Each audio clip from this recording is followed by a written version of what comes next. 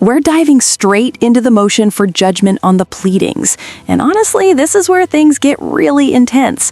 We looked at the summary judgment motion first because there's a lot of crossover, and understanding that one sets the stage for this chaos. Both motions come from Rule 12, but they're different sections, and while they share some similarities, they play by very different rules. A lot of arguments that work in a motion to dismiss just don't fly here because of timing. Points 1 through 5, for example, are already too late by the time this motion happens. Only 6 and 7 are relevant now.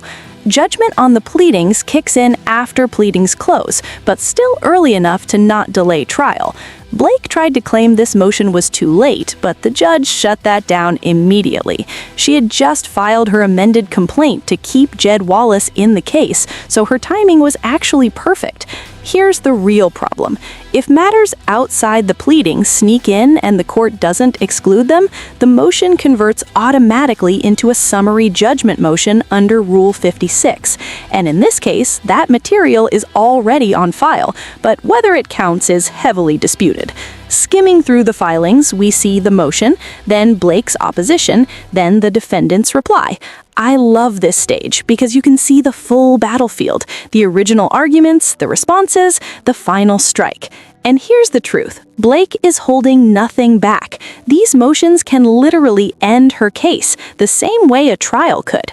Unlike summary judgment, she cannot bring in any new evidence here. Judgment on the pleadings relies entirely on the complaint itself. If it's not in the complaint, it doesn't exist for this motion. Only documents attached to the complaint count, and nothing else. There are 6 major arguments. First, she tries to sneak in material outside the complaint. Second, she fails to allege an adverse employment action. Third, she cannot overcome California's presumption against extraterritoriality.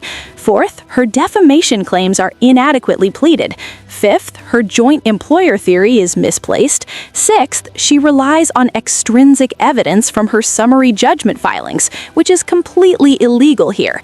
Extrinsic evidence, by definition, is outside the pleadings, and by trying to bring it in, she's basically admitting her complaint is weak.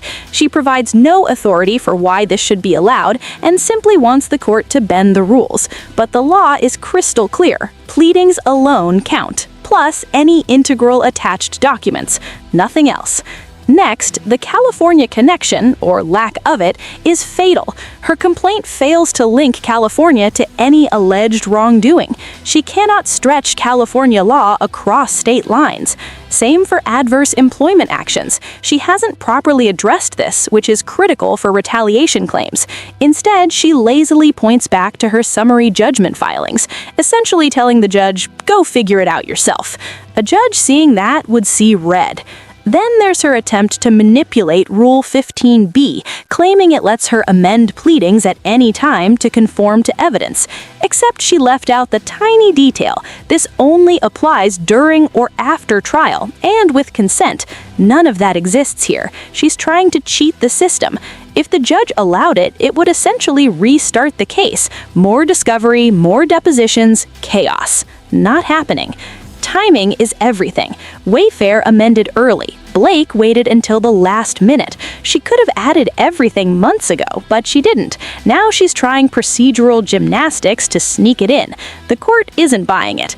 Then we hit a bombshell. Blake's original CRD complaint was filed December 20, 2024. She amended it December 30 to add "It ends with us" as a respondent. EEOC right to sue notices February 15, 2025. But here's the kicker. The original notice remained the only one issued by the CRD. That means she has no right to sue "It ends with us" under California law. Her FEHA and California labor claims are dead.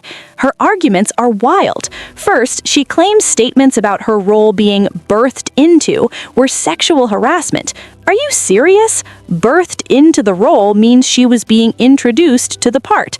Not sexual, not gendered, a spiritual metaphor even, yet her complaint frames it as harassment. The misinterpretation is absurd. Next, her retaliation claims. Blake tries to lean on the massive discovery record, telling the judge, "Trust me, I adequately pled it somewhere in the summary judgment opposition. No citations, no guidance, just find it yourself." Lazy, incompetent. Judges notice that. Then there's extraterritoriality. Her complaint alleges wrongdoing in New York and New Jersey, but insists California law applies. California statutes have geographic limits. Even California courts won't allow this. She hasn't linked California to her claims. She can't because she's nowhere near the facts geographically. Finally, the joint employer claim. 2 pages rambling about arguments defendants didn't even make. She tries to merge Wayfarer and It Ends With Us, asserting joint control over her employment. Legally, nonsense. Salary, HR policies, shared admin, that's not enough for joint employer status. Her claim is bald, unsupported, and fails completely. And the CRD filing timeline? Key discovery. December 20 original complaint, December 30 amended complaint adding It Ends With Us,